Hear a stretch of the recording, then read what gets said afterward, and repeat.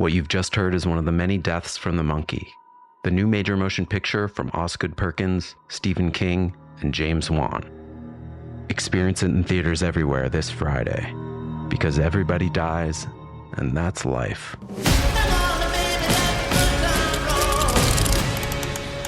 Let's have some fun. At T-Mobile, our critical mission is providing unparalleled 5G coverage for when connectivity is mission critical. Introducing T-Priority, America's best 5G network experience for first responders, even in times of congestion. More capacity, faster speeds, better coverage. T-Priority from T-Mobile, built for tomorrow's emergencies, ready today. Discover more at t-priority.com. For qualifying organizations on eligible rate plans, coverage not available in some areas and may be impacted by emergencies. Hey everyone, and welcome back to Big Mad True Crime, where we get big mad over true crime. I'm your host, Heather Ashley, and today's case is out of North Carolina, and it is tragic and messy and infuriating. Small talk sucks, so let's dive in.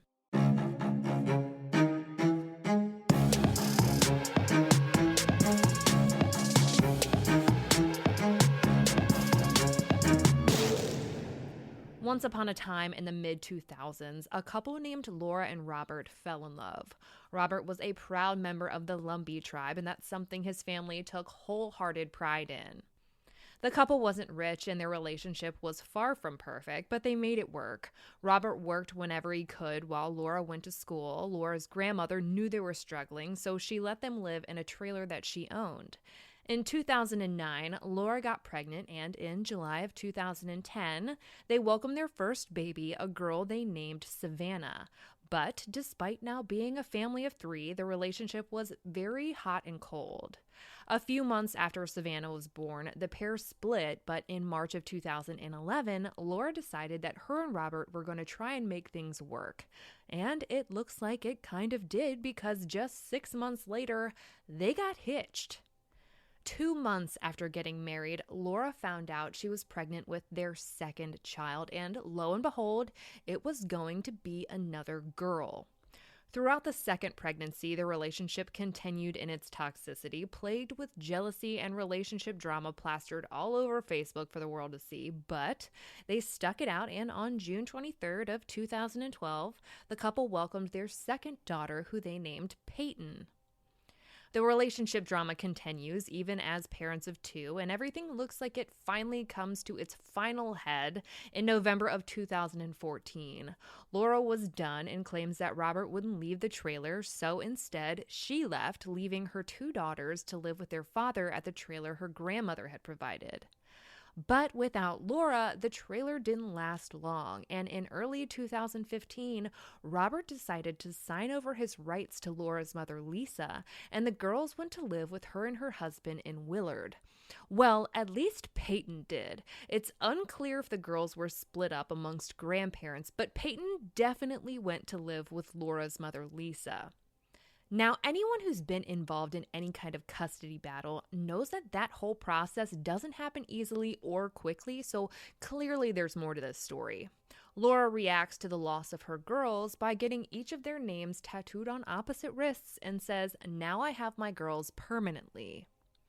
Paitin's life at her grandmother's house seems pretty stable from the outside looking in. At this point in time, it's just her and her grandmother's husband, Dale, and it looks like she sees her mom every few months or so. As for Laura, she goes on living the single life, dating here and there, and frankly, the dating drama is messy and all over Facebook, but whatever. That is what it is. She posts a million memes about love, hate, fuckboys, weed, you know, the usual. Her house gets broken into at one point, and her TV gets stolen, and at 2 points, she seems to allude to being suicidal and that no one would miss her if she was gone.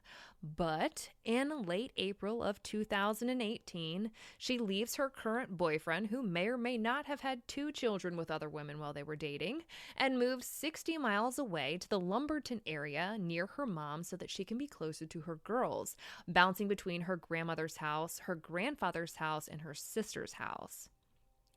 It starts to look like Laura's getting her life together. She gets her old job back, then gets a new one at Family Dollar, and is even promoted to assistant manager. And she finally seems to be seeing her daughters on a more regular basis. It definitely seems like she's able to see Savannah more than Paitin, but nonetheless, she's a more regular part of their lives than she had been for the past couple of years. On November 10th, 2017, Laura's 19-year-old brother, David Prevette, moves back in with his mom and stepdad and now 5-year-old Paitin after getting dumped by his girlfriend over his excessive porn usage. No one could have imagined what was going to happen in just 3 days. What had seemingly been the most stable home Paitin had ever known would become her nightmare.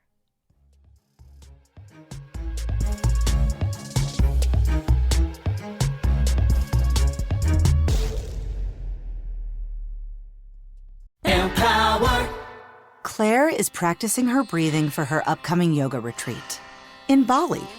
Has she ever done yoga before? No. But Claire worked with Empower on her savings and investment strategy. She got good at money, so she can be a little bad. Empower. Invest well, live a little. Join our 19 million customers today at empower.com. Past performance is not indicative of future returns. Investing involves risks. You may lose money. Advisory services are provided for a fee by Empower Advisor Group, LLC, EAG, a registered investment advisor with the Securities and Exchange Commission. Om Namaste.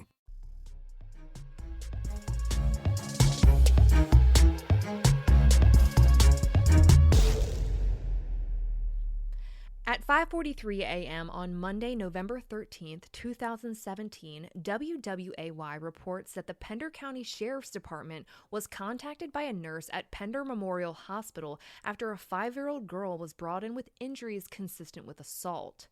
Paitin's uncle David and stepfather Dale had brought Paitin into the emergency room limp with no vital signs. David claimed that he had found her that morning in her bed seizing. Neither of them had called 911. Star News Online was able to get a copy of the 911 call from the nurse, and in it, you hear her tell the dispatcher that she has a 5-year-old who was brought in, who's now intubated. They don't know the cause of the state she's in, but does note that the little girl had what strongly appeared to be strangulation marks around her neck. The nurse says she's being airlifted to New Hanover Regional Medical Center in Wilmington and asked that a deputy and social services meet her there. Paitin was in critical condition. WWAY obtained the initial report, and according to that, it indicated that Paitin had not only been strangled, but she had also been sexually assaulted. Her condition only worsened as the hours went by and all of her motor functions and brain activity ceased. On the 14th, her mother Laura posted on Facebook that Paitin had officially been declared brain dead. The following morning, on November 15th, Paitin was prepared for organ donation and removed from life support. Her death was as a result of her injuries and immediately ruled a homicide. The community is panicking because who the fuck could do something like this to a child? But the police quickly release a statement saying the community doesn't need to be concerned with a suspect being at large because it was an isolated event. How in the free hell would anyone know if this was an isolated event? And unless someone's in custody, they're at fucking large, and it's time to panic. Lock your doors and panic. As annoyed as I am by their statement, it does give us a little insight into who they think might have done it and or why. With no one in custody and insinuating that this was personal, which is why whoever did this isn't a so-called threat to the community, which we can all agree is bullshit, they have to be thinking that it was someone in the house. And there were only 3 other people who lived there and only 1 new tenant. 3 days new. On November 25th, her father's 33rd birthday, Paitin was laid to rest, and her memorial service was a sea of purple. It was her favorite color, and everyone who loved her wanted to honor that. On November 30th, WWAY gets wind of a search warrant that had been signed pertaining to the case, so naturally, they tried to get a copy of it, but they were denied.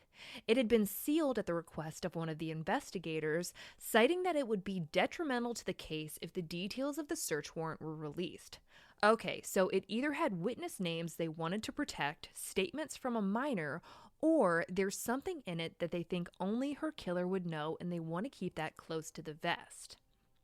While they weren't able to get the warrant, they were able to speak to Paitin's cousin Cassidy, who gives the impression that at least Paitin's father's side of the family is just kind of in the dark. The only update they've gotten is that DNA was collected and they're waiting on results.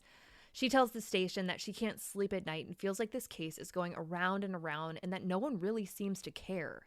She says that Paitin is relying on them for answers and that the family wants some kind of answer as to who did this to her little cousin.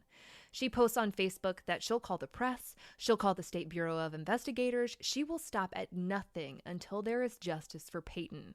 Her father, Robert, tells the station that if the sheriff's department can't do it right, then someone else needs to take over the case who can. And the community is just as impatient as Robert and Cassidy. A woman who lived just 3 minutes down the road from Paitin says that she too is pissed that the sheriff's department hasn't done anything yet. It seems pretty open and closed, but there were no signs of forced entry, there was no report of a break-in, and there were 3 other people in that house. Narrow it down. While everyone is watching and waiting for updates, creeping Facebook, and reading every article they can find, people start to notice that Paitin's grandmother is pretty silent. At least when it comes to her granddaughter. She had plenty of silly memes to post, but she wasn't posting about Paitin. She didn't seem to be rallying for justice like Robert and his side of the family were. And I mean, she lives in the house Paitin was assaulted in. You'd think she might want whoever did it to lay their head on a different bed, you know?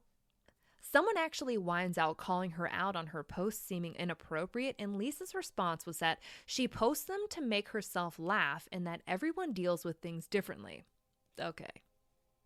Her father makes a Facebook post on the same day about another case which was similar to Paitin's, where the grandmother's boyfriend was the perpetrator, and it's alleged in the comments that the same goes for Paitin.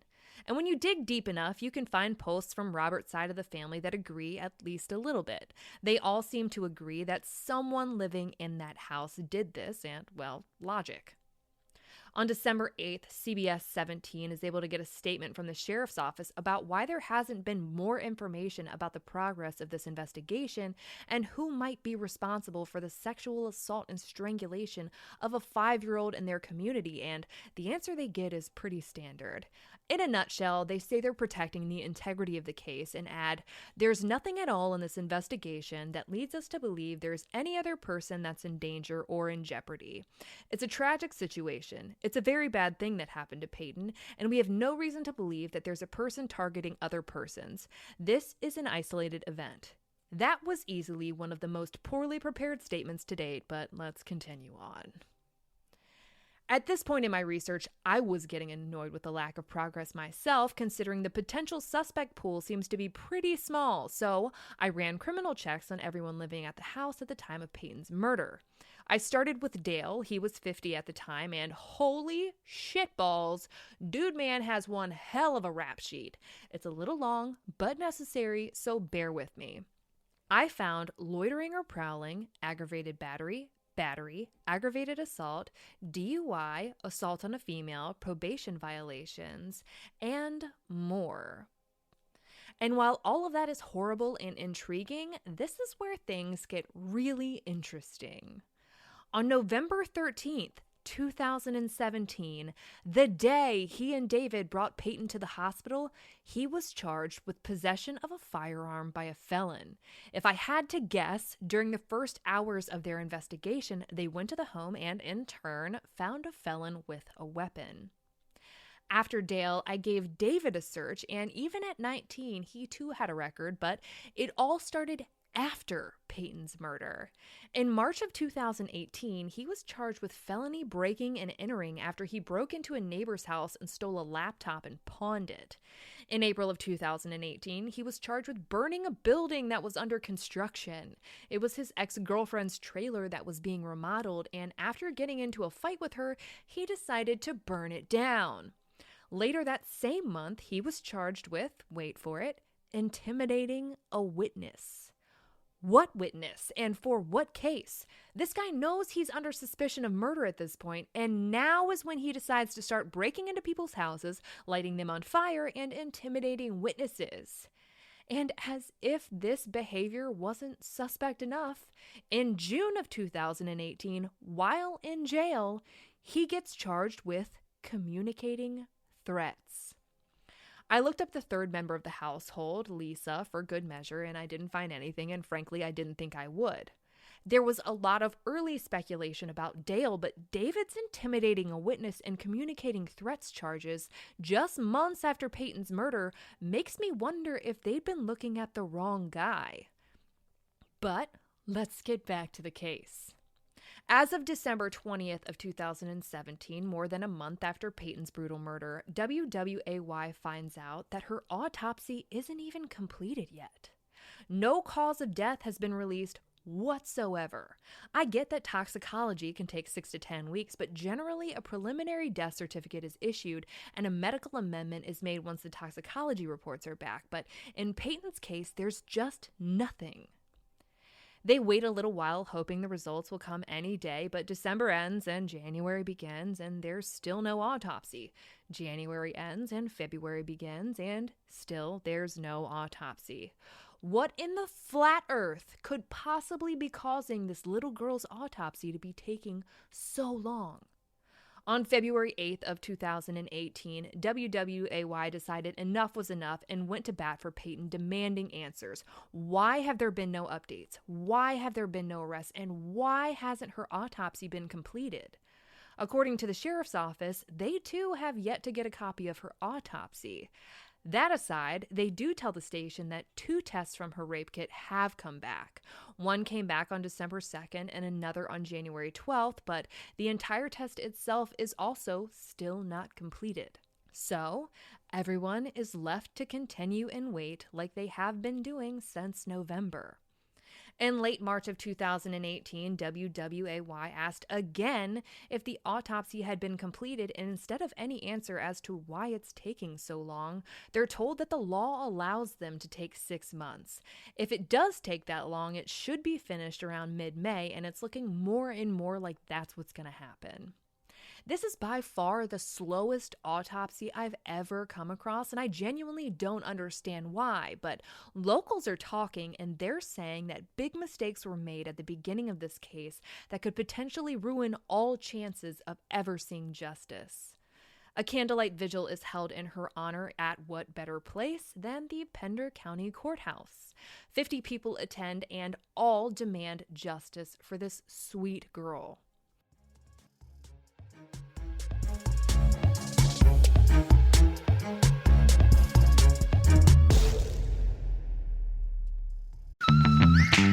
What if Galaxy AI could turn your to-dos into to-dos? Unlock everyday simplicity with the AI-integrated Samsung Galaxy S25 Ultra at Best Buy. Pre-order now at bestbuy.com. Best Buy. Imagine that.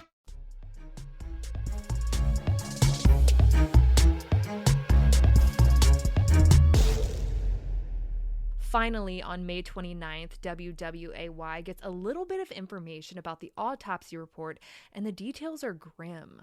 The report noted that there were ligature marks around Paitin's neck, which would indicate that she was strangled with an object and not hands.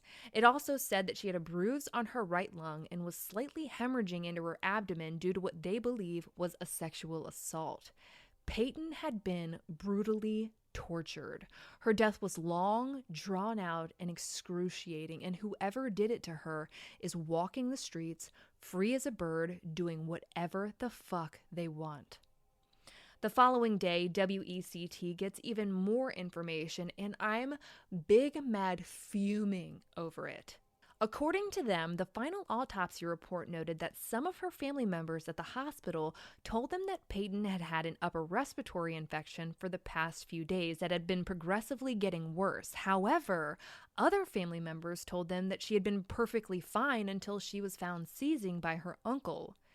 This child had ligature marks around her neck and had been clearly sexually assaulted, and you have family members trying to push some BS about a respiratory infection, as if no one was going to notice the marks on her neck and the evidence of sexual assault. Someone tried to explain away her injuries.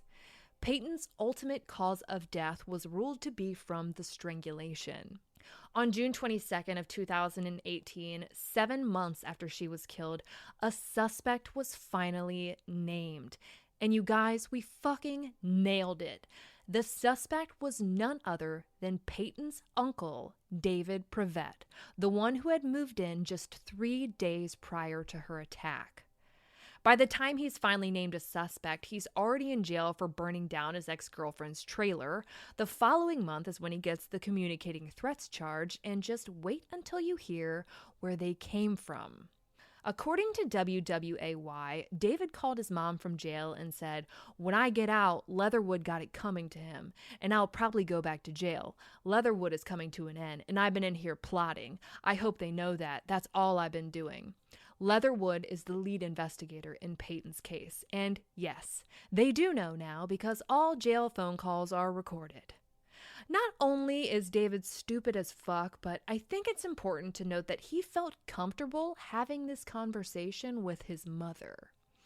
As more details come to light, I learned that in the initial days of the investigation, the State Bureau of Investigators issued 2 polygraph tests, one to Dale and one to David.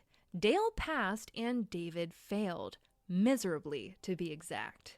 You guys know that I take polygraphs with a grain of salt, but as always, it's worth mentioning, especially when we consider that they were only given to 2 of the 3 people at the house. It's clear they had 2 people in mind. In September of 2018, WECT actually gets a jailhouse interview with David, and he is what they describe as jovial, even laughing and smiling at times, adamant that he had nothing to do with Paitin's murder. He told the reporter only God and Paitin know exactly what happened. Yeah, God, Paitin, and the guy who did it to her. He goes on to say that he doesn't even think she was murdered. He thinks she died from a seizure, regardless of the fact that the autopsy indicates otherwise. The reporter went on to ask if he or anyone else had any enemies, seeing if he knew of anyone else who could have done this, and he took the bait. He told the reporter he thinks he knows who did it. 2 minutes ago, he thought only God and Paitin knew. Then he said he didn't even think she was murdered, and now he's saying she was and that he thinks he knows who did it.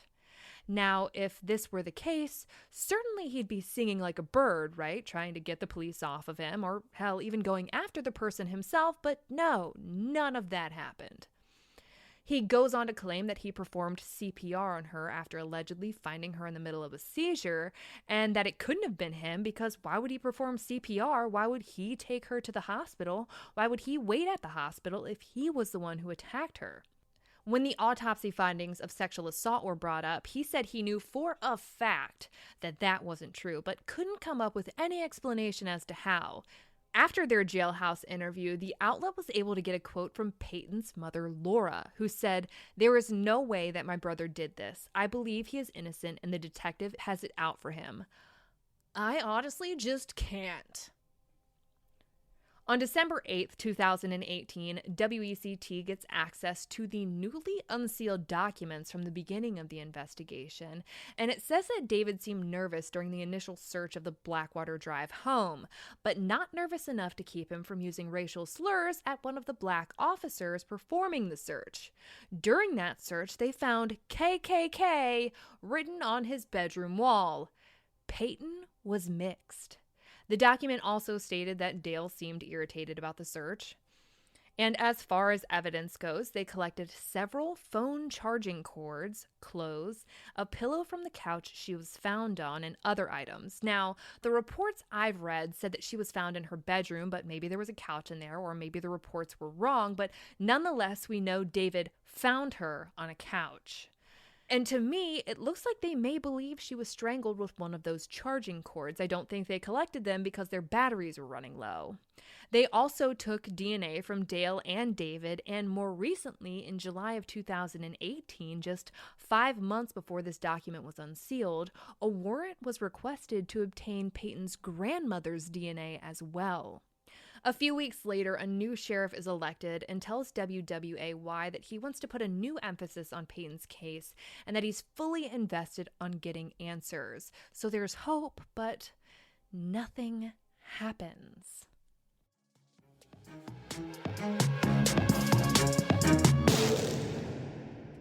In a way, it ends where it begins. Very insightful. Thank you for sharing this Red Baron with us, Linda. It's so tasty, it makes me want to share something of my own. I didn't actually read the book. Me neither. I watched the movie last night. I judged it by its cover. I haven't read a book since middle school. I'm secretly seeing 2 other book clubs. And I can't even read. I'm not really Gary. He just paid me to be here. Sharing Red Baron pizza can lead to more sharing.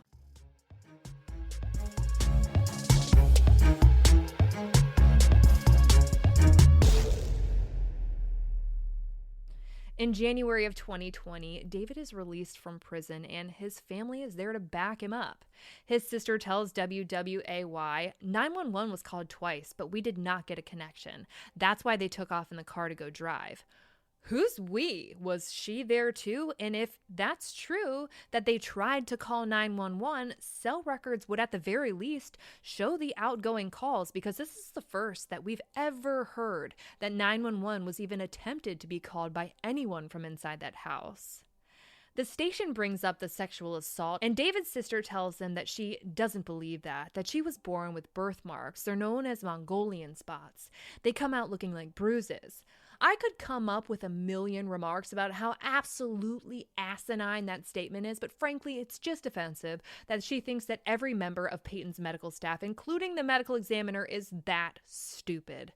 I'd also like to mention that Mongolian spots don't cause hemorrhaging. Later in 2020, the National Black Leadership Caucus held a press conference asking for charges to be filed in Paitin's murder. One of the members saying, "What's been released to the public so far has definitely been concerning. It's been said that the suspect in this case, David Prevet, has been known for having intense racial hatred, a history of violence, and other criminal charges that he's currently in prison for now. But he wasn't in prison long."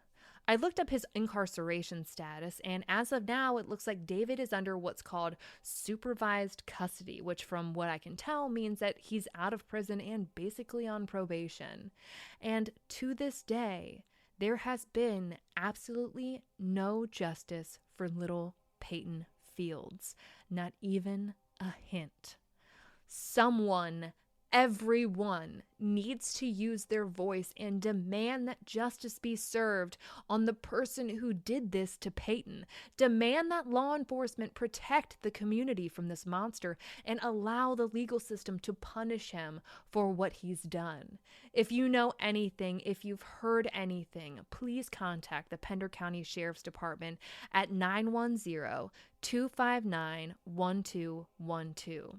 For all photos and maps pertaining to this case, check out Paitin's highlight at the top of my Instagram profile at @TheHeatherAshley, and join me there tonight at 9 p.m. Eastern, where you go live with me and we talk about the full body heartbreak that is this case. If you like your podcast ad-free, head over to our Patreon at patreon.com/BigMadTrueCrime, or for just $1 a month, your episodes are totally ad-free. If you need more episodes in your life, for just $5 a month, you get a bonus episode on the first Monday of every month. All your episodes are ad-free, and you'll also receive a forever discount code for all Big Mad True Crime merch. And of course, anytime you sign up, you get instant access to all previous bonus episodes. I'll be bringing you a brand new case a week from today, and I cannot wait. But until then, we out.